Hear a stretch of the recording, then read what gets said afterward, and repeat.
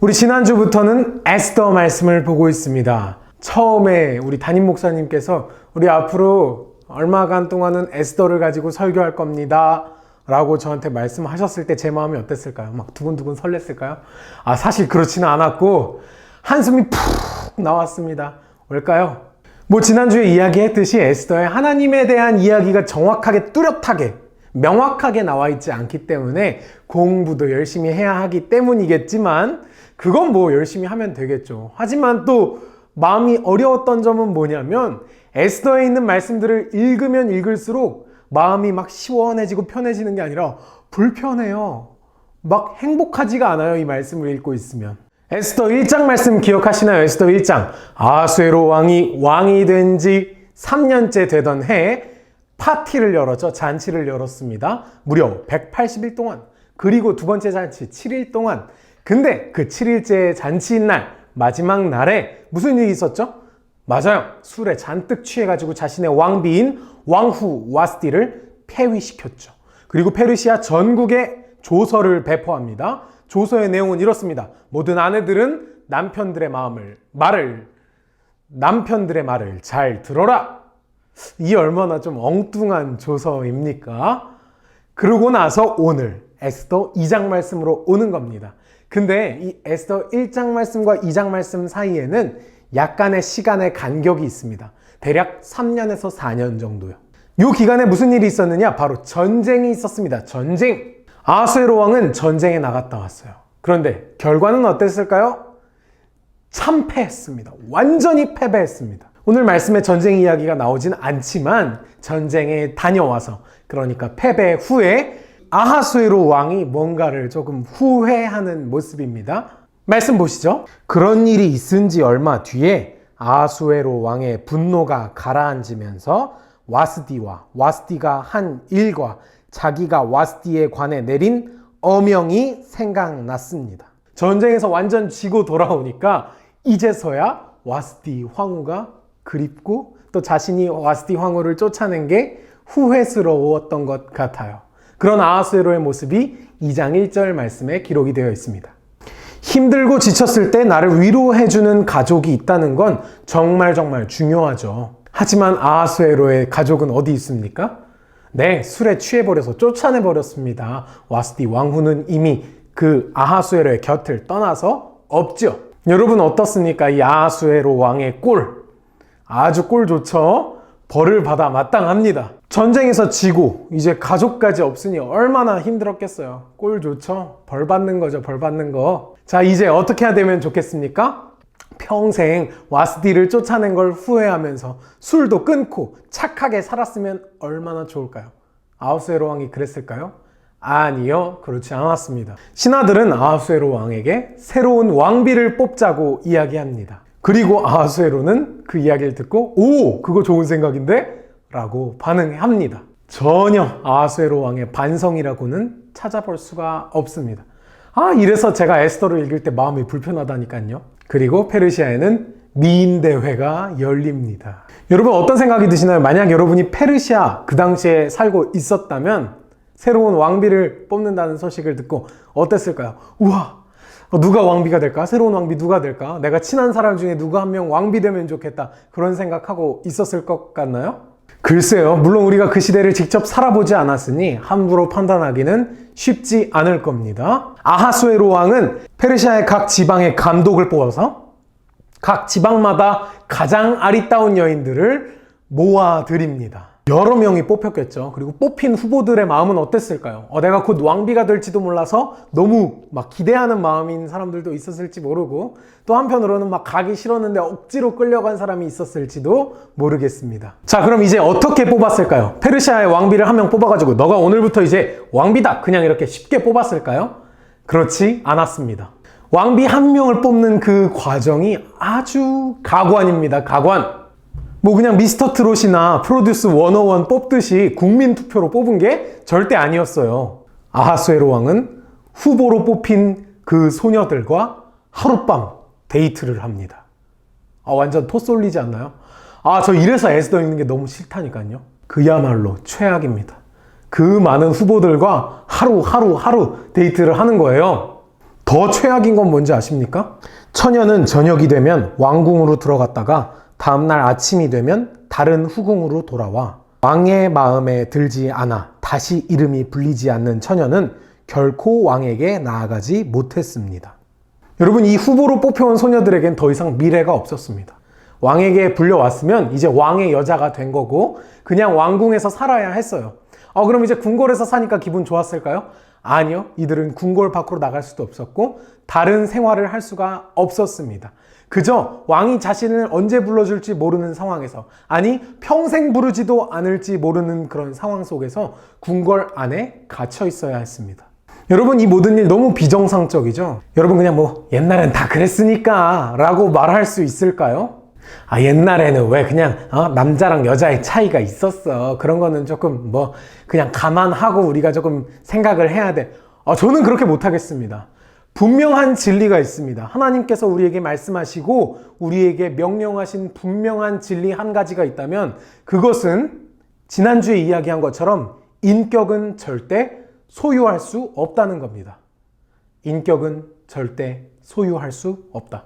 아하수에로 왕과 신하들은 페르시아에 있는 그 아리따운 처녀들을 자신들이 소유할 수 있는 상품처럼, 물건처럼 여겼습니다. 인격을 인격으로 대하지 않고 그냥 내가 소유할 수 있는 소지품 정도로, 과시품 정도로 생각했던 거죠. 에스더 2장 말씀 읽으면 읽을수록 마음이 불편합니다. 한편 오늘 새로운 인물이 등장합니다. 그 사람은 바로 모르드게입니다. 모르드게는 이스라엘 사람이었고 유다 사람이었습니다. 이스라엘에서부터 왕을 모시던 사람이었어요. 그러니까 뭐 높은 사람, 귀족, 엘리트 출신이었겠죠. 그리고 이 모르드게에게 조카가 있었는데 딸처럼 키운 조카가 있었습니다. 그 조카가 바로 하닷사. 하닷사의 이름, 페르시아식 이름은 에스더였죠. 에스더. 드디어 우리 주인공 에스더가 등장했습니다. 에스더는 부모님이 없었습니다. 그래서 모르드게가 부모와 같이 에스더를 양육했지요. 용모가 아름다웠던 에스더는 수산궁으로 뽑혀갑니다. 수산궁궐에 도착한 에스더는 아하수에로 왕을 만나기까지 준비해야 했습니다. 그리고 궁궐 관리인 헤게라는 사람은 왕비 후보들을 다 관리하고 있었죠. 근데 그 모든 후보들 중에 헤게의 눈에 들어온 한 사람이 있었습니다. 누구였을까요? 네, 맞아요. 바로 에스더였습니다. 왕비 후보들은 아주 많았습니다. 그리고 각자 왕비로 뽑히기 위해서 온갖 노력을 했을 거예요. 왕의 마음에 들기 위해서 갖가지 준비를 했고 노력을 했고 말씀해 보면 무려 12개월 동안이나 준비를 해야 했다고 합니다. 왕비로 뽑히기 위해서 1년 동안 준비를 해야 했다는 거예요. 각자 자신이 왕비로 뽑히기 위해서 자신만의 무기를 준비했을 겁니다. 어떤 사람은 요리 연습을 했을 수도 있겠고요. 어떤 사람은 뭐 노래 연습을 했을 수도 있겠고요. 어떤 사람은 화장품으로 자신을 더 예쁘게 꾸미기도 했을 겁니다. 우리의 에스더는 뭘 준비했을까요? 그렇다면 에스더는 별다른 거 준비하지 않았습니다. 그냥 별다른 거 준비하지 않고 기본적인 준비만 해가지고 아하수에로 왕에게 나아갔는데 누가 왕비가 됐죠? 맞습니다. 별것 준비도 하지 않았던 에스더가 왕비로 뽑히게 됩니다. 와, 여러분, 에스더가 왕비로 어떻게 뽑혔을까요? 진짜 너무너무 예뻤을까요? 뭐 그랬을 수도 있겠죠? 근데 사실 오늘 말씀을 구약 성경이 기록된 히브리어로 보면 조금 재밌고 흥미로운 부분이 한 가지 있습니다. 왕비 후보들을 관리하던 헤게가 에스더를 마음에 들어했다. 그리고 아하수에로가 에스더를 사랑해서 왕비로 뽑았다. 이 두 가지 이야기에 등장하는 공통적인 단어가 있습니다. 그 단어, 히브리어 단어 오늘 여러분 하나 배워가는 거거든요. 따라해 봅시다. 헤세드. 한 번 더. 헤세드. 예, 그렇습니다. 헤세드입니다. 헤세드는 구약 성경에서 주로 어떤 의미의 단어로 사용이 될까요? 그건 바로 하나님의 은혜입니다. 하나님의 은혜. 그렇습니다. 뭐 에스더가 예뻐서 아리따워서 아하수에로의 왕비가 됐을 수도 있고 또 착하고 성실해서 헤게의 마음에 들었을 수도 있고 또 여러 가지 우리가 생각할 수 있는 다양한 상상력을 발휘해서 에스더가 어떻게 왕비가 됐는지를 생각해 볼 수 있을 겁니다. 하지만 이 구약 성경이 기록된 히브리어로 이 성경을 보면 보이는 거죠. 에스더가 왕비가 될 수 있었던 이유는 바로 무엇 때문이었다? 헤세드 때문이었다. 헤세드. 바로 하나님의 은혜 때문이었습니다. 단지 에스더는 은혜를 입었습니다. 은혜를 하나님께로부터 받았습니다. 그리고 묵묵히 하나님의 인도하심을 따라 걸어갔습니다. 그렇게 아하수에로 왕의 왕비가 될 수 있었던 거죠. 여기서 우리는 모르드게와 에스더에 대해서 다시 한번 생각해 보고자 합니다. 모르드게와 에스더는 나라를 잃은 사람들이었습니다. 이스라엘 사람들이고 유다인들이고 페르시아에 살아가고 있는데, 그러니까 포로 민족들이었습니다. 아무리 귀족 출신이었다 하더라도 페르시아 땅에 와 있으면은 약자죠. 사람들에게 차별을 받았을 겁니다. 무시당했을 겁니다. 게다가 에스더는 부모도 없었습니다. 그리고 약자 중에 약자인 여성이었습니다. 도대체 에스더에게 무슨 선택권이 있었겠습니까? 그런 거 전혀 없었습니다. 에스더는 그냥 헤게가 준비시키는 대로 준비했고 아하수에로 왕에게 나아갔습니다. 자신이 맡은 자리에서 자신에게 주어진 삶을 그저 묵묵히 걸어갔을 뿐입니다. 그런데 그 묵묵히 걸어가는 일상 가운데 하나님의 은혜가 임한 것입니다. 할렐루야!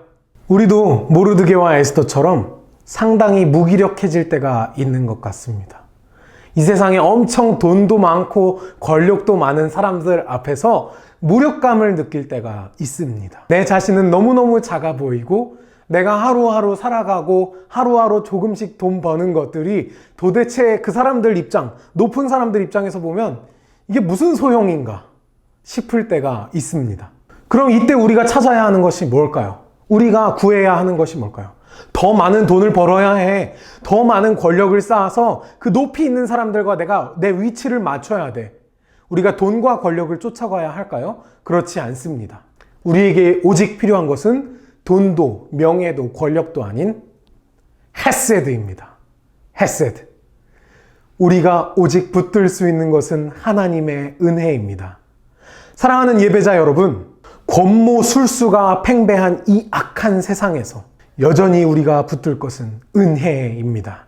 헤세드입니다. 하나님의 은혜입니다. 힘들고 모진 세월 걸어가다 보면 얼마나 고통스럽겠습니까? 아주 고난의 연속일 거고 고독한 순간들일 것입니다. 마치 아주 힘이 많고 아주 대단하다고 여겨졌던 그 페르시아의 왕 아하수에로도 전쟁에 지고 돌아오니까 고독하고 외로웠던 것처럼 우리는 아하수에로보다도 훨씬 쬐끔한 자들 아닙니까? 따지고 보면 우리도 걸어가다 보면, 삶을 살아가다 보면 고독하고 외롭고 힘든 순간들 너무너무 많습니다. 우리가 이 고통의 길, 고난의 길을 피할 수 있는 방법이 있을까요? 없습니다. 아하수에로도 못 피하는 길입니다. 이 고통과 고난의 길, 고독의 길을 어떻게 걸어가야 할까요? 맞습니다. 헤세드를 붙들고 걸어가야 합니다. 우리가 그 하나님의 은혜를 붙들고 걸어갈 때 우리는 하나님의 이끄심을 경험하게 될 것입니다. 사랑하는 예배자 여러분, 우리가 싸우는 싸움은 어떻게 하면 조금 더 덜 고생할까? 어떻게 하면 조금 더 행복할까 하는 싸움이 아닌 어떻게 하면 내가 헤세드를 놓치지 않을까? 어떻게 하면 내가 하나님의 은혜를 놓치지 않고 끝까지 붙잡고 있을까 하는 것입니다. 우리의 싸움은 바로 이것입니다. 언제나 우리가 하나님의 은혜, 헤세드를 붙들어야 합니다. 하나님을 놓치지 맙시다. 그리고 은혜를 놓치지 맙시다. 헤세드를 놓치지 맙시다.